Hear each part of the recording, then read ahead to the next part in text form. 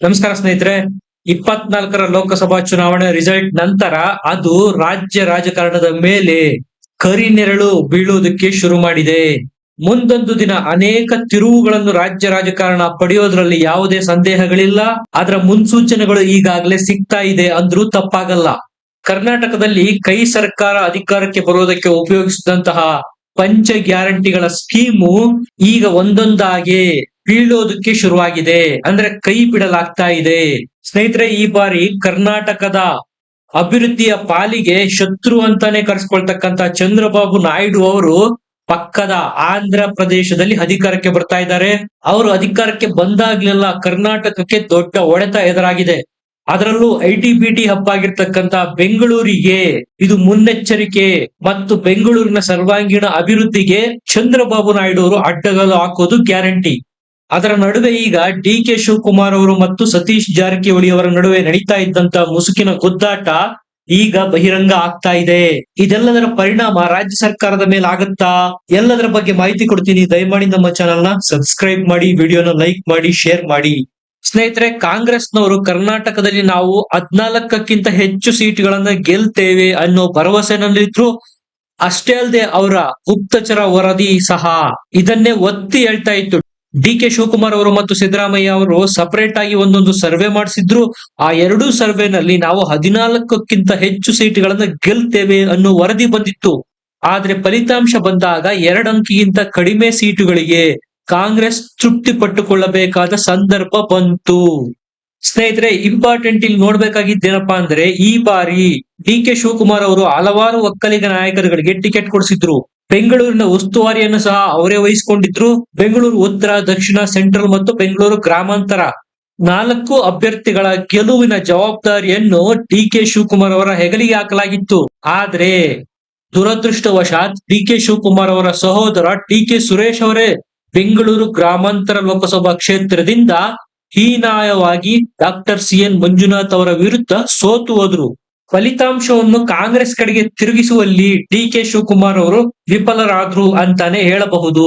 ಒಟ್ಟಾರೆಯಾಗಿ ಕಾಂಗ್ರೆಸ್ ಮೇಲೆ ಡಿ.ಕೆ. ಶಿವಕುಮಾರ್ ಅವರು ಸಾಧಿಸಿದಂತಹ ಹಿಡಿತ 2023ರ ಚುನಾವಣೆಯ ನಂತರ ಏನು ಡಿ.ಕೆ. ಶಿವಕುಮಾರ್ ಅವರು ಪವರ್ಫುಲ್ ಆಗಿದ್ರು ಕಾಂಗ್ರೆಸ್ ನಲ್ಲಿ, ಆ ಹಿಡಿತ ಒಂದೊಂದೇ ಸಡಿಲ ಆಗ್ತಾ ಹೋಗ್ತಾ ಇದೆ. ಈ ಹಿಂದಿನಿಂದಲೂ ಡಿ.ಕೆ. ಶಿವಕುಮಾರ್ ಅವರು ಮತ್ತು ಸತೀಶ್ ಜಾರಕಿಹೊಳಿ ಅವರ ನಡುವೆ ಮುಸುಕಿನ ಗುದ್ದಾಟ ನಡೀತಾ ಇದೆ. ಅದು ಡಿ.ಸಿ.ಎಂ ಹುದ್ದೆಗಾಗಿ. ಸತೀಶ್ ಜಾರಕಿಹೊಳಿ ಅವರಿಗೆ ಪಾಸಿಟಿವ್ ಅನ್ನುವಂತೆ ಚಿಕ್ಕೋಡಿ ಕ್ಷೇತ್ರದಿಂದ ತಾವು ನಿಲ್ಲಿಸಿದಂತಹ ತಮ್ಮ ಪುತ್ರಿ ಪ್ರಿಯಾಂಕಾ ಸತೀಶ್ ಜಾರಕಿಹೊಳಿ ಅವರನ್ನ ಗೆಲ್ಲಿಸಿಕೊಂಡು ಬರೋದ್ರಲ್ಲಿ ಸಫಲ ಕೂಡ ಆಗಿದ್ರು. ಆ ಕಡೆ ಬೆಳಗಾವಿನಲ್ಲಿ ಪ್ರಭಾವಿ ರಾಜಕಾರಣಿಯಾಗಿ ಹೊರಹೊಮ್ತಾ ಇದ್ದ ಲಕ್ಷ್ಮೀ ಹೆಬ್ಬಾಳ್ಕರ್ ಅವರ ನಾಗಾಲೋಟಕ್ಕೆ ಕಡಿವಾಣ ಸಹ ಸತೀಶ್ ಜಾರಕಿಹೊಳಿ ಅವರು ಹಾಕಿದ್ರು. ಅಂದ್ರೆ ಆ ಕ್ಷೇತ್ರದಲ್ಲಿ ಲಕ್ಷ್ಮೀ ಹೆಬ್ಬಾಳ್ಕರ್ ಅವರ ಪುತ್ರ ಮೃಣಾಲ್ ಹೆಬ್ಬಾಳ್ಕರ್ ಅವರು ಸೋತು ಹೋಗಿದ್ದಾರೆ. ಇದಕ್ಕೆ ಕಾರಣ ಸತೀಶ್ ಜಾರಕಿಹೊಳಿ ಅವರ ಅಸಹಕಾರ ಅಂತ ಹೇಳಲಾಗ್ತಾ ಇದೆ.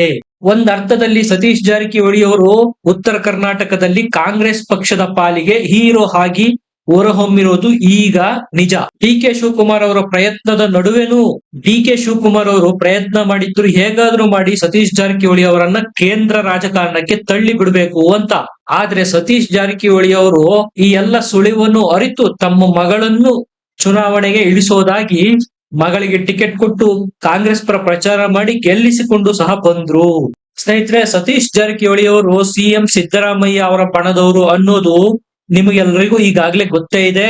ಸಮಯ ಸಂದರ್ಭ ಬಂದಾಗ್ಲೆಲ್ಲ ಅವರು ಡಿ.ಕೆ. ಶಿವಕುಮಾರ್ ಅವರ ಕಾಲೆಳೆಯೋ ಕೆಲಸನ ಮಾಡ್ತಾನೆ ಇರ್ತಾರೆ.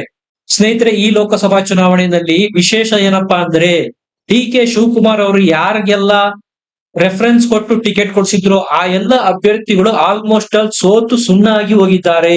ಹಾಸನದಲ್ಲಿ ಶ್ರೇಯಸ್ ಪಟೇಲ್ ಅವರನ್ನು ಹೊರತುಪಡಿಸಿ ಉಳಿದೆಲ್ಲ ಕಡೆ ಡಿ.ಕೆ. ಶಿವಕುಮಾರ್ ಅವರ ಅಭ್ಯರ್ಥಿಗಳು ಪರಾಭವ ಅನುಭವಿಸಿದ್ದಾರೆ. ಮಂಡ್ಯದಲ್ಲಂತೂ ಸ್ಟಾರ್ ಚಂದ್ರು ಅವರು ಹೀನಾಯವಾಗಿ ಸೋತ್ರು. ಯಾರು ಊಹೆ ಮಾಡಿರ್ಲಿಲ್ಲ. ಗೆದ್ರೆ ಕುಮಾರಸ್ವಾಮಿ ಅವರು ಕೆಲವೇ ಸಾವಿರ ಮತಗಳ ಅಂತರದಲ್ಲಿ ಗೆಲ್ತಾರೆ ಅನ್ನೋ ಊಹೆ ಮಾಡಿದ್ರು ಎಲ್ಲರೂ. ಆದ್ರೆ ಫಲಿತಾಂಶ ಬಂದಾಗ ಭರ್ಜರಿ ಬಹುಮತದಿಂದ ಗೆದ್ರು. ಖುದ್ದು ತಮ್ಮ ಡಿ.ಕೆ. ಸುರೇಶ್ ಅವರನ್ನೇ ಗೆಲ್ಲಿಸಿಕೊಳ್ಳೋದಕ್ಕೆ ಆಗ್ಲಿಲ್ಲ. ಬೆಂಗಳೂರು ಗ್ರಾಮಾಂತರದಲ್ಲಿ ಅಷ್ಟೇ ಯಾಕೆ, ಉತ್ತರ ಕರ್ನಾಟಕ ಭಾಗದ ಬೆಳಗಾವಿ ಕ್ಷೇತ್ರದಿಂದ ಲಕ್ಷ್ಮೀ ಹೆಬ್ಬಾಳ್ಕರ್ ಅವರ ಪುತ್ರ ಸಹ ಸೋತು ಸುಣ್ಣಾಗಿ ಹೋದ್ರು. ಒಟ್ಟಾರೆಯಾಗಿ ಡಿ.ಕೆ. ಶಿವಕುಮಾರ್ ಅವರ ಹಿಡಿತ ಕರ್ನಾಟಕ ರಾಜ್ಯ ಸರ್ಕಾರದ ಮೇಲೆ ಈಗ ಕಡಿಮೆಯಾಗಿದೆ ಅಂದ್ರೂ ತಪ್ಪಾಗಲ್ಲ. ಪರ್ಫಾರ್ಮೆನ್ಸ್ ತೋರಿಸಿ ಮಗಳನ್ನು ಗೆಲ್ಲಿಸಿಕೊಂಡು ಬಂದಿರತಕ್ಕಂತಹ ಸತೀಶ್ ಜಾರಕಿಹೊಳಿ ಅವರು ಈಗ ನನಗೆ DCM ಪಟ್ಟ ಬೇಕೇ ಬೇಕು ಅಂತ ಆಟ ಹಿಡಿದು ಹೈಕಮಾಂಡ್ ಹತ್ರ ಡಿಮ್ಯಾಂಡ್ ಮಾಡ್ತಾ ಇದ್ದಾರೆ. ಹೆಚ್ಚು ಕಡಿಮೆ DK ಶಿವಕುಮಾರ್ ಅವರು ಕುಗ್ಗಿ ಹೋಗಿಬಿಟ್ಟಿದ್ದಾರೆ ಅಂದ್ರೂ ತಪ್ಪಾಗ್ಲಿಕ್ಕಿಲ್ಲ. ಯಾಕೆಂದ್ರೆ ಅವರ ತಮ್ಮ DK ಸುರೇಶ್ ಅವರು ಬೆಂಗಳೂರು ಗ್ರಾಮಾಂತರ ಕ್ಷೇತ್ರದಿಂದ ಹೀನಾಯವಾಗಿ ಸೋತಿರೋದು. ಮೊನ್ನೆ ನಡೆದಂತಹ ಕನಕಪುರದಲ್ಲಿ ಕಾರ್ಯಕರ್ತರ ಸಭೆಯಲ್ಲಿ DK ಸುರೇಶ್ ಅವರಂತೂ ಗಳಗಳ ಅಂತ ಅತ್ತೇ ಬಿಟ್ರು. ದುಃಖ ತಡೆಯೋದಿಕ್ಕಾಗದೆ ಸಭೆಯಲ್ಲಿ ಜನರ ಮುಂದೆನೆ ಹತ್ತು ಬಿಟ್ರು DK ಸುರೇಶ್ ಅವರು. ಅಷ್ಟರ ಮಟ್ಟಿಗೆ ಆಘಾತ ಆಗಿದೆ DK ಶಿವಕುಮಾರ್ ಮತ್ತು DK ಸುರೇಶ್ ಅವರಿಗೆ. ಅವರ ಸೋಲಿನಿಂದ DK ಶಿವಕುಮಾರ್ ಅವರಿಗೆ ಆಗಿರತಕ್ಕಂತ ಈ ಹಿನ್ನಡೆಯಿಂದಾಗಿ ಸಿಎಂ ಸಿದ್ದರಾಮಯ್ಯ ಅವರ ಕುರ್ಚಿ ಆಲ್ಮೋಸ್ಟ್ ಆಲ್ ಸೇಫ್ ಆಗಿದೆ. ಅವರಿಗೆ ಯಾವುದೇ ಅಡ್ಡಿ ಆತಂಕಗಳು ಈ ಕ್ಷಣದಲ್ಲಿ ಕಾಣ್ತಾ ಇಲ್ಲ. ಮಾಧ್ಯಮದವರು ಬೆಳಗಾವಿ ಕ್ಷೇತ್ರನ ಯಾಕೆ ಕಾಂಗ್ರೆಸ್ನವರು ಸೋತ್ರು ಅನ್ನೋ ಪ್ರಶ್ನೆಗೆ ಸತೀಶ್ ಜಾರಕಿಹೊಳಿ ಕೊಟ್ಟ ಉತ್ತರ ಇದೆಯಲ್ಲ, ಅದು ಎಲ್ಲರನ್ನು ನಿಬ್ಬರೆಗಾಗಿಸುತ್ತೆ. ಅವರು ಡೈರೆಕ್ಟ್ ಆಗಿ DK ಶಿವಕುಮಾರ್ ಅವ್ರನ್ನ ಟಾರ್ಗೆಟ್ ಮಾಡಿ ಹೇಳಿದ್ರು ಲೀಡರ್ಶಿಪ್ ಸರಿಯಾಗಿರ್ಲಿಲ್ಲ, ಹಾಗಾಗಿ ಬೆಳಗಾವಿ ಕ್ಷೇತ್ರನ ಕಾಂಗ್ರೆಸ್ ಸರ್ಕಾರ ಕಳೆದುಕೊಳ್ತು ಅನ್ನುವಂತ ಆರೋಪನ ಡೈರೆಕ್ಟ್ ಆಗಿ DK ಶಿವಕುಮಾರ್ ಅವರ ಮೇಲೆ ಸತೀಶ್ ಜಾರಕಿಹೊಳಿ ಅವರು ಮಾಡಿದ್ರು. ಇದಕ್ಕೆ DK ಶಿವಕುಮಾರ್ ಅವರು ಸಹ ಪ್ರತ್ಯುತ್ತರವನ್ನು ಕೊಟ್ಟಿದ್ರು. ಸತೀಶ್ ಜಾರಕಿಹೊಳಿ ಅವರನ್ನು ಹುಚ್ಚಾಸ್ಪತ್ರೆಗೆ ಸೇರಿಸಿ ಅನ್ನುವಂತ ಮಾತುಗಳನ್ನು DK ಶಿವಕುಮಾರ್ ಅವರು ಆಡಿದ್ರು. ಸ್ನೇಹಿತರೆ, ಇದರಿಂದಾಗಿ DK ಶಿವಕುಮಾರ್ ಅವರ ಬಣದ ಶಾಸಕರು ಮತ್ತು CM ಸಿದ್ದರಾಮಯ್ಯ ಅವರ ಬಣದ ಶಾಸಕರು ಮುಂದೊಂದು ದಿನ ಬಂಡಾಯ ಹೇಳ್ತಕ್ಕಂತ ಎಲ್ಲ ಲಕ್ಷಣಗಳು ಈಗ ಗೋಚರಿಸೋದಕ್ಕೆ ಶುರುವಾಗಿದೆ. ಗಾಯದ ಮೇಲೆ ತುಪ್ಪ ಸುರಿದಂತೆ ಅನ್ನುವಂತೆ ವಾಲ್ಮೀಕಿ ನಿಗಮ ಮಂಡಳಿಯಲ್ಲಿ ಆಗಿರ್ತಕ್ಕಂಥ ಬ್ರಹ್ಮಾಂಡ ಭ್ರಷ್ಟಾಚಾರ ಸಹ ಕಾಂಗ್ರೆಸ್ಗೆ ಉರುಳಾಗುವ ಸಾಧ್ಯತೆಗಳು ಜಾಸ್ತಿ ಇದೆ. ಸ್ನೇಹಿತರೆ, ಕಾಂಗ್ರೆಸ್ ಅಧಿಕಾರದಲ್ಲಿರ್ತಕ್ಕಂಥ ಏಕೈಕ ದೊಡ್ಡ ರಾಜ್ಯ ಯಾವ್ದಾದ್ರು ಇದ್ರೆ ಅದು ಕರ್ನಾಟಕ. ಕರ್ನಾಟಕದಲ್ಲಿ ಹೇಗಾದ್ರೂ ಮಾಡಿ 5 ವರ್ಷ ಅಧಿಕಾರನ ಉಳಿಸಿಕೊಳ್ಳಲೇಬೇಕು ಅಂತ ಕಾಂಗ್ರೆಸ್ ಹೈಕಮಾಂಡ್ ನಿರ್ಧಾರ ಮಾಡಿದೆ. ಹಾಗಾಗಿ CM ಸಿದ್ದರಾಮಯ್ಯನವರನ್ನೇ 5 ವರ್ಷದ ಅವಧಿಗೂ ಹೇಗಾದ್ರೂ ಮಾಡಿ ಕುರ್ಚಿನಲ್ಲಿ ಮುಂದುವರೆಸಬೇಕು ಅಂತ ಯೋಚನೆ ಮಾಡ್ತಾ ಇದೆ. ಹಾಗಾದ್ರೆ ಈಗ ಸತೀಶ್ ಜಾರಕಿಹೊಳಿ ಅವರು ಇಟ್ಟಿರ್ತಕ್ಕಂತ ಉಪಮುಖ್ಯಮಂತ್ರಿ ಹುದ್ದೆ ಬೇಡಿಕೆನ ಕಾಂಗ್ರೆಸ್ನವರು ಯಾವ ರೀತಿ ಶಮನ ಮಾಡ್ತಾರೆ ಅನ್ನೋದು ಕುತೂಹಲ. ಯಾಕಂದ್ರೆ ಈ ಕಡೆ DK ಶಿವಕುಮಾರ್ ಅವರ DCM ಪಟ್ಟ ಏನಾದ್ರೂ ಕಿತ್ತುಕೊಂಡ್ರೆ ಖಂಡಿತ DK ಶಿವಕುಮಾರ್ ಅವರು ದೊಡ್ಡ ಮಟ್ಟದಲ್ಲಿ ಬಂಡಾಯ ಹೇಳೋದು ಗ್ಯಾರಂಟಿ. ಆಗ ಸರ್ಕಾರಕ್ಕೆ ಗಂಡಾಂತರ ಎದುರಾಗೋದಂತೂ ಸ್ಪಷ್ಟ.